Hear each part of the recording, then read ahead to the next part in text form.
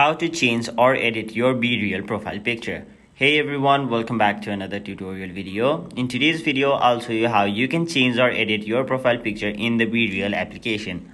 So to do that, first of all, open the BeReal app on your mobile device and then simply make sure you are logged into your BeReal account. Now once you're logged in, as you can see, I am on the home page of BeReal, and on the top right corner of your screen you can see my profile picture, but currently, since I don't have a profile picture, it is only showing me my name initials. So if you want to change this, what you'll have to do is simply tap on it. After that, again tap on your profile picture or your name initials. Now once you've done that, you'll have to tap on it again.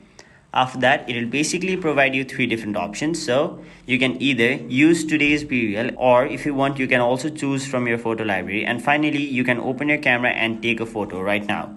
But for now, I'll simply choose photo library and then I'll select a photo from my gallery. Now once you've selected your photo, you can simply readjust your photo.